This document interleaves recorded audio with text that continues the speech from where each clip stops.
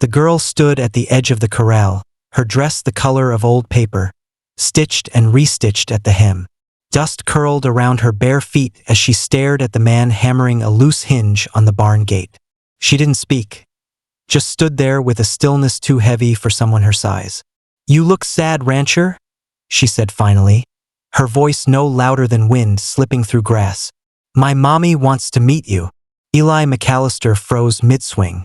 Her face was pale, cheeks hollow like someone had stolen time from her. She couldn't have been more than 8, but her eyes, those didn't belong to a child. They'd seen too much. He dropped the hammer slowly. "Where's your mama?" he asked. She raised one small hand and pointed. Not at the town, not at the road, at the line of trees beyond the ridge. Deep cottonwoods that no settler dared ride past after dark. He followed her gaze. Then everything went quiet. But let's go back to where it all started.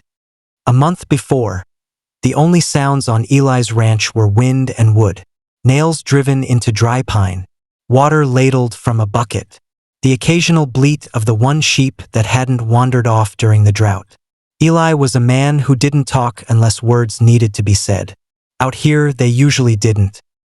He kept to himself on 80 acres of dust and quiet fences, 2 days' ride from the nearest saloon.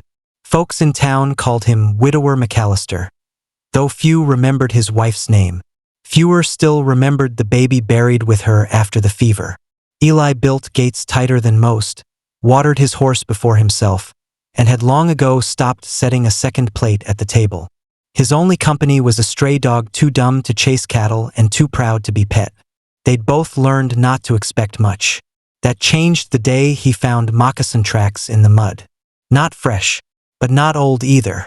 Just a half-circle pattern near the riverbank where he'd left the water pail. Could have been a hunter. Could have been a scout. Could have been nothing. Still, Eli walked slower that day. He listened harder. He kept the rifle closer to the barn door, and the dog stopped barking at shadows. Something had shifted. Then the girl appeared. She didn't ride up or knock. She just showed up the next morning, same as sunlight. Eli spotted her standing in the open, halfway between the chicken coop and the barn. No horse, no wagon, no shoes, just a small girl with tangled hair and eyes like river stones. She said nothing. He watched her for a full minute before finally walking over. "You lost." She blinked, then shook her head. "You hurt." Shake. "You hungry." A pause, then a nod. He reached into his back pocket and pulled out a biscuit wrapped in an old handkerchief. She took it carefully, both hands cradling it like it was something fragile. She didn't say thank you, just sat down right where she stood and ate in silence. He didn't ask where she came from. Not yet. That night, he kept the lantern lit longer than usual. The girl had vanished sometime near dusk, disappeared like fog off the trough. He checked the fence line, left some salted pork near the barn wall. Next morning, it was gone. On the third day, she returned, this time with twigs in her hair and a rip in her sleeve. "Do you got water?" she asked. Eli pointed to the trough. She drank, wiped her mouth with her arm, and stared at him while he shooed a hawk from the chicken run. "You look sad, rancher." He paused. "Do I? My mommy says you do." That was the first time she'd mentioned anyone else. "Your mama nearby?" The girl nodded toward the cottonwoods. "She watches you." Eli squinted at the trees. Nothing moved but wind. "You two camped out there?" "She don't like towns. She says they lie." "She native?" The girl tilted her head, like she didn't understand, or maybe didn't care to answer. "She just says you should come. She wants to meet you." Eli didn't move, didn't nod, didn't shake his head either. She took that as maybe. He didn't tell the sheriff in town, didn't mention her to the feed store or to Miss Laramie at the post. He just started stacking wood slower, listening more, noticing things. A feather left on his saddle horn, a cured hide folded behind the chicken coop. One morning, a rabbit skinned clean with its legs tied, left hanging near the door. Eli hadn't trapped it. Someone was watching him, close enough to leave food, far enough to stay unseen. And the girl kept coming back. She never stayed long, never talked much, but she'd started asking questions. Why you got no kids? Why you keep your horse tied at night? What's that scar on your hand? Each time, Eli gave short answers. But one afternoon, while they sat on the porch splitting apples, he told her what happened to his wife. The girl listened, chewed slowly, didn't say sorry, just whispered, "That's why she likes you." "Who?" "My mommy. She sees things in you." He felt his chest tighten. "She wants to meet you." Eli stood. He walked to the edge of the porch and looked out across the plains. The wind had stopped. Even the leaves held their breath. "Why now?" he asked softly. The girl answered without blinking. "'Cause she says you ain't got much time left to start over." And just like that, she turned and began walking toward the cottonwoods. He watched her go, her tiny figure shrinking against the gold horizon. He didn't follow, but he didn't go back inside either. He stood there for a long time, holding something in his hands that wasn't there, and listening for a sound he couldn't name. Eli didn't sleep that night. The girl's words kept folding over in his mind like an old blanket being turned again and again. "You ain't got much time left to start over." He wasn't sure what that meant exactly, but it felt like truth. Heavy, quiet truth. By dawn, he'd saddled his horse. He didn't pack a rifle, just a knife on his belt and a flask of coffee. The dog whined as he mounted up, confused why his master was riding out at sunrise without a word. Eli guided the horse past the chicken coop, past the watering trough, past the wind-bent fence that marked the edge of his land. Then he crossed the flat stretch of dry grass that sloped toward the cottonwood grove. The closer he got, the quieter it became. No birds, no wind, just the sound of hoofbeats softened by earth.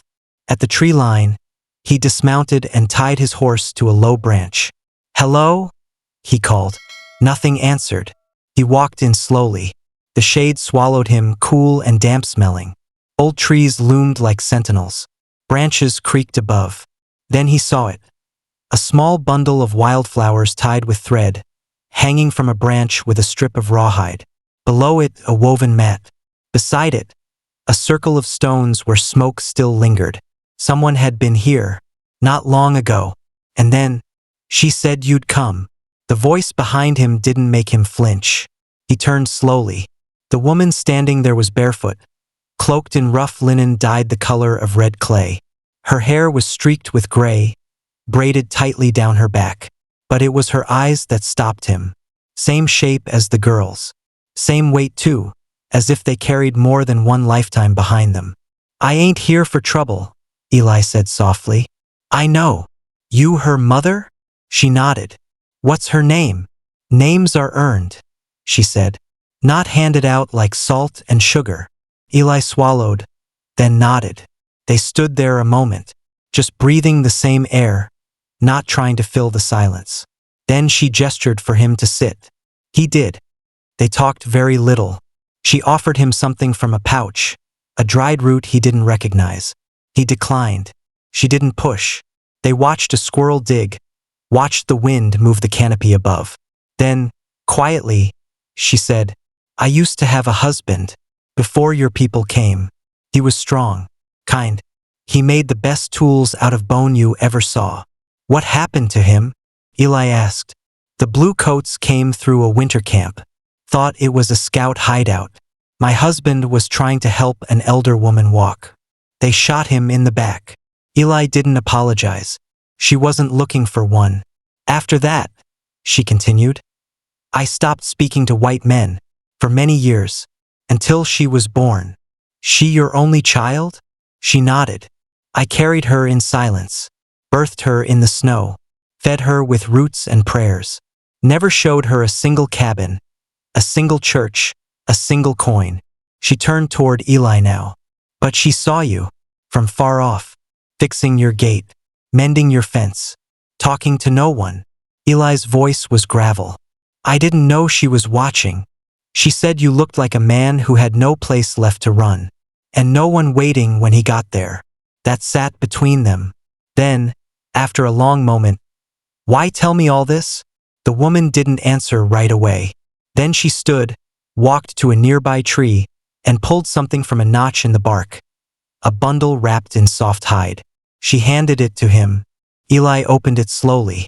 Inside were 4 thick pages of old paper, browned at the edges, held together with a strip of deer sinew. They were letters. His letters. Written to his wife during the sickness. Letters he'd burned. Letters he thought were ash on the wind. He looked up, stunned. "I found them in the creek," she said. "Paper doesn't vanish when there's a reason it wants to be found." Eli's jaw tightened. His eyes shined. "You read them?" She nodded. "Not at first. I thought they were spells. But I kept them." She looked at him carefully. "She wants to stay with you." Eli blinked. "Who?" "My daughter."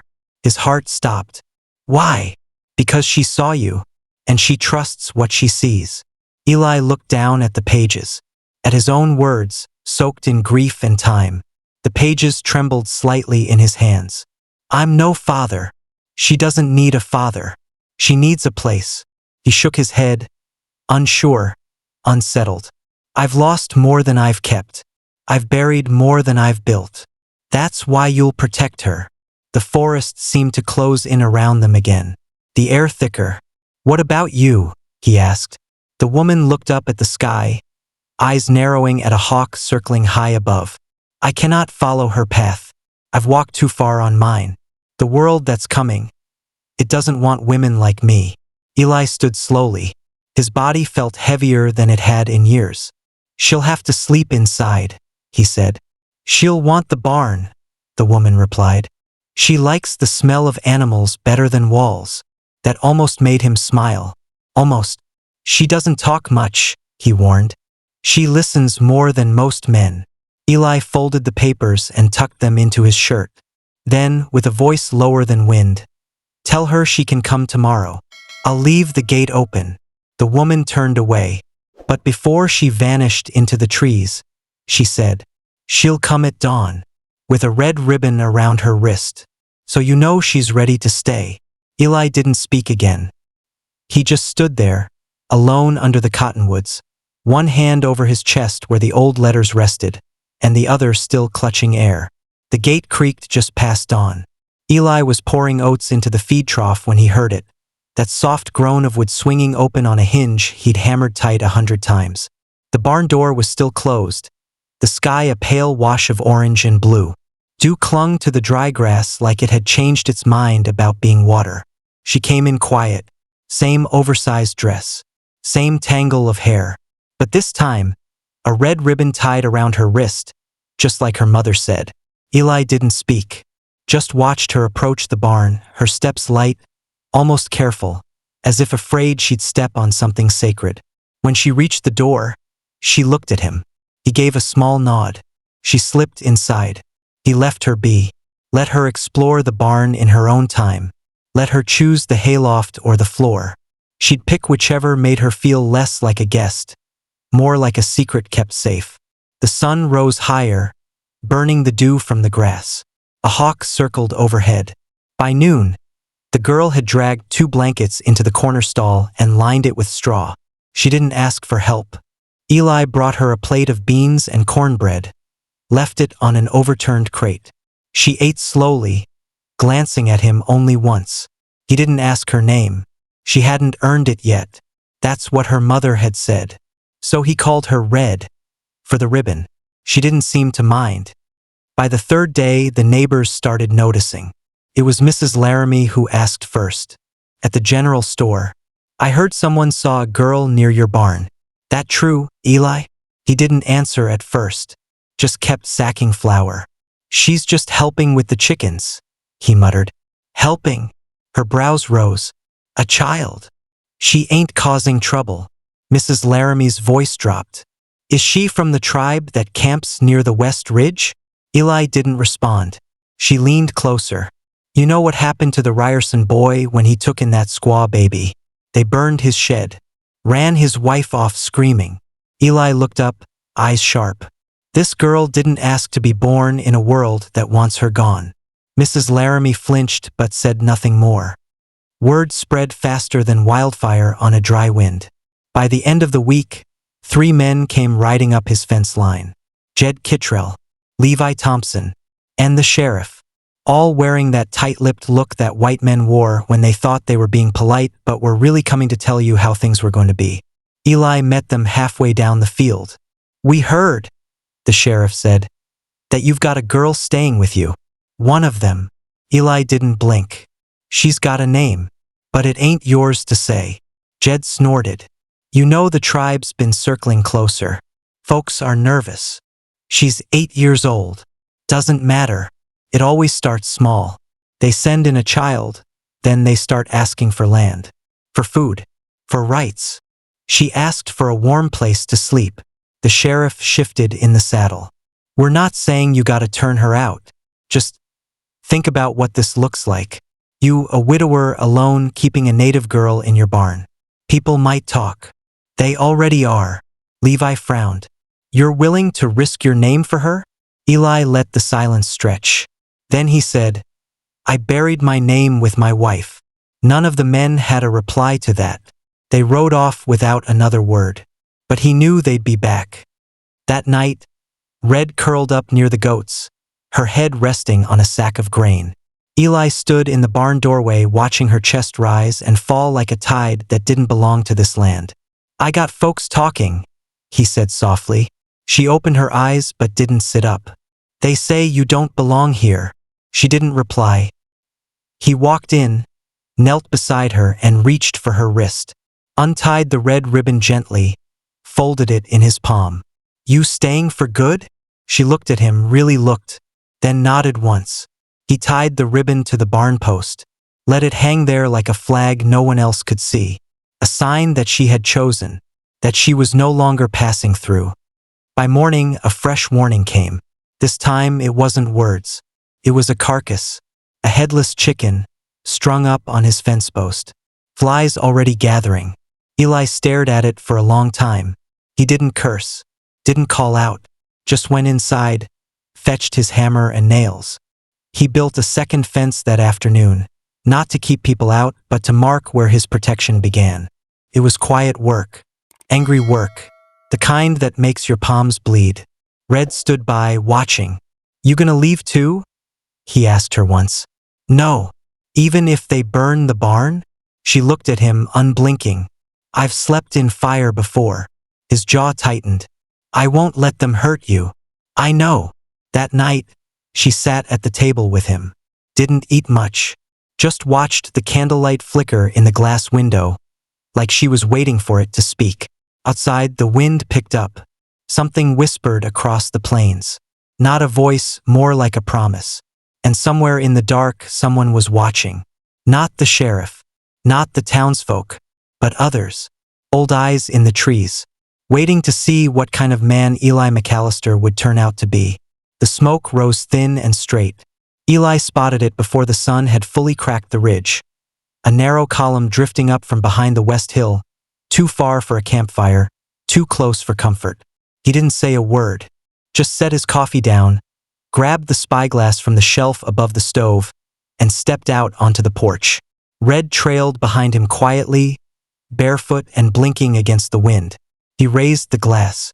2 riders, then 3, then more. They weren't wearing cavalry blue, weren't townsfolk either. Moving slow, deliberate, not like they were searching, but like they already knew where they were going. Comanche. 7 of them in view, but Eli could feel it in his bones. More were coming. They weren't riding with war paint. Not yet. But they weren't there for a social call. He lowered the glass. Red's eyes were fixed on the horizon. No fear, just stillness. "They coming for you?" he asked softly. She shook her head. "They're coming for you." By mid-morning, there were 17 horses visible along the ridge. They hadn't moved, just sat there like statues watching. It was like the wind itself had paused. Eli kept working the fence. Didn't show the worry in his gut. That's how you stayed alive out here. Never let your hands shake, even when your heart did. Inside the barn, Red stacked wood for the stove and moved the goats into the inner stall. She never asked questions, just acted like she knew how to prepare for something she'd seen before. By noon, they rode in. Not all of them, just 3. The rest stayed perched on the ridge like a silent warning. The one in front was older, face like carved bark, eyes sun-worn and watchful. He wore no feathers, no war paint, just a necklace of beads and an eagle claw that swung gently with each step of his horse. Eli met them at the front gate. Behind him, Red stayed hidden in the shadows of the barn. The old man dismounted. He didn't offer a name, just walked up until there were 3 feet of dust between them and said in a slow, heavy voice, "She is not yours." Eli's hands stayed loose at his sides. "I didn't take her. You kept her. That is the same. She came on her own." The man nodded. "That is worse." Eli took a breath. "She said her mother sent her." "She did. But her mother no longer speaks for the people. She left that right when she left the land." Eli's jaw clenched. "She told me the girl wasn't meant for a world like this one." She was right. But that does not mean the world will leave her alone. The second man, younger and scarred along one cheek, stepped forward. "She carries the blood of those we've lost. If she forgets that, she loses more than herself." Eli looked past them, at the horses, at the silent warriors who hadn't moved, then back to the old man. "She hasn't forgotten. She just wants peace." "Peace is not something given," the man said. "It is traded, bought, or bled for." Eli narrowed his eyes. "What are you asking for?" The old man raised his hand, gestured to the ridge. Then a 4th rider appeared, guiding a second horse. And slumped over that horse's back was Red's mother, bound, breathing but barely. Eli stepped forward, rage rising like wildfire in his throat. "What the hell is this?" "She broke the circle. She gave her child to an outsider. She spoke your language when she should have taught the old tongue. We brought her here so the child can choose." "Choose what?" "To return to the people, or be cast from them forever." Eli's fists curled. "You're using her. We're reminding her." He turned toward the barn. Red had stepped out now just beyond the doorway. She was watching her mother, whose head now lifted weakly toward her. The old man stepped back. "She has until sundown." Then he and the others turned, remounted, and rode back toward the ridge. Eli stayed there, hands trembling now. Red stood in the dust, her eyes locked on her mother, still slung over the saddle like meat. The sun was crawling toward the edge of the sky. Inside the barn, the air was still and heavy. Red sat with her hands folded in her lap. She hadn't /t spoken in hours. Eli paced, boots tapping wood like a metronome counting down something inevitable. "You don't have to choose," he said finally. She looked up, face unreadable. "They're trying to scare you, twist you. I know. Your mama. She tried to protect you. That's why she sent you." Red blinked slowly. "She didn't send me," she said. Eli stopped pacing. "She asked me, but I already knew where I was going." He sat across from her. "You knew me before I knew you?" She nodded. "I saw you bury the bird with your hands. The little one that hit your window." Eli froze. "That was last spring. You wrapped it in a rag and whispered something. I didn't think anyone saw that." "I did." They sat in silence for a long while. Outside, the sun dipped lower. "They're not going to let her go," Eli said. "No. She'll die out there." Red didn't answer. She stood, walked over to the barn wall where her ribbon still hung, now faded by dust and time. She took it down, tied it around her wrist. Then she looked at Eli, her voice small, steady. "If they're asking me to forget you, or forget her, then they're not my people anymore." Eli felt his throat burn. "You sure?" She nodded. "I belong to the ones who don't ask me to become smaller." Then she stepped into the light, and out across the field, toward the ridge, toward the judgment, toward whatever came next. The line of warriors stood like trees against the setting sun, unmoved by time, wind, or the small figure walking steadily toward them. Red didn't flinch. Her steps were slow but sure, her ribbon glowing like a red flame at her wrist. She didn't cry, didn't look back. She only glanced once, not at the men waiting, not at the old man whose face held centuries, but at the horse carrying her mother. Eli followed behind her at a distance. Not close enough to stand in front of her, but close enough to be there if the world cracked open. He kept one hand near the knife at his belt, but he didn't draw it. Not yet. Not unless he had to. The warriors parted as the girl stepped into their circle. The old man stood at the center. "You have returned," he said. Red nodded. "I have come for her." He gestured toward the horse. Two men dismounted and lowered the woman gently to the ground. She groaned softly, her eyes fluttering open. "Child," she whispered, "you should not have come." Red knelt beside her, brushed her mother's hair from her brow. "They want me to choose," she said. "I already chose." The woman blinked, weak but clear. "Then choose loud." The old man stepped forward. "You may go with her," he said to the mother. "If the girl chooses the people, if she forgets the white man." He turned toward Eli now, his voice louder. "But if she stays with the settler, she is not of us. Not by blood, not by name, not by memory. Her mother will return to us alone. The girl will not be spoken of again." Eli said nothing. His eyes didn't leave Red. Then the girl stood, looked up at the old man, and she spoke with a calmness that made the warriors stir. "You think I'm a piece of land," she said. One of the younger warriors narrowed his eyes. "You think I can be divided, claimed, cut in half and given titles." She stepped forward. "But I am not soil. I am not memory. I am not something you get to erase." The old man frowned. "You are young. You speak from confusion. I speak from watching." Her voice rose just slightly. "I watched a man bury a bird with more care than most people bury their wives. I watched him eat alone for years without forgetting to set the second plate. I watched him fix a broken barn door every week, not because it needed fixing, but because he was trying to keep something in." Eli looked down, his chest tight. The girl turned back to him. "And I watched him open his gate when no one else ever had." Then she faced the old man again. "I will not forget who I am, but I will also not forget who he is." Silence. Then, "I choose both." The wind picked up suddenly. A whisper through the grass. A shifting of the horses. The old man stepped back. "You cannot choose both. I already did." He stared at her, unmoving.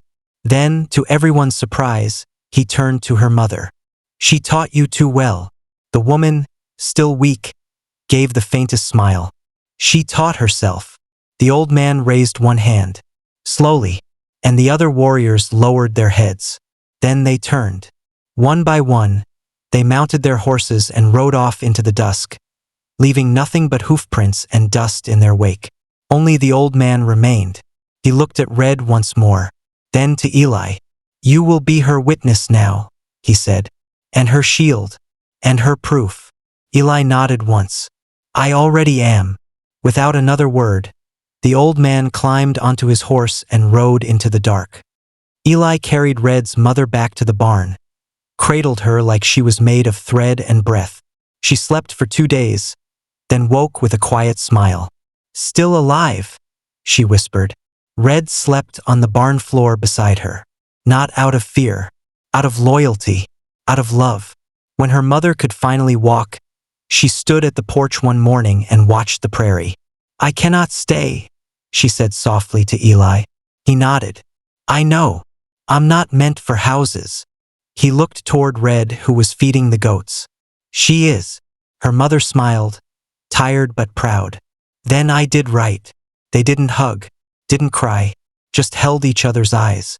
And that was enough. She left before dawn the next day. Eli didn't follow. He just watched her braid the wind into her hair and vanish beyond the cottonwoods. Weeks passed.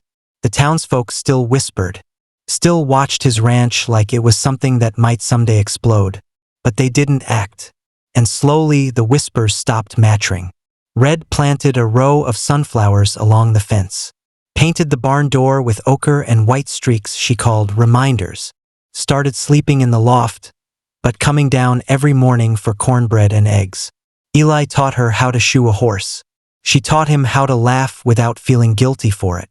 They didn't talk about the day on the ridge. Didn't need to. It lived in them now, like a scar that no longer hurt, but still itched when rain was coming. One fall morning, Red slipped a folded piece of paper under Eli's plate. He opened it slowly. Inside, written in careful letters, "My name is Sona." He looked up. She grinned. "I earned it." He nodded, then smiled too, just a little, enough to make the birds sing.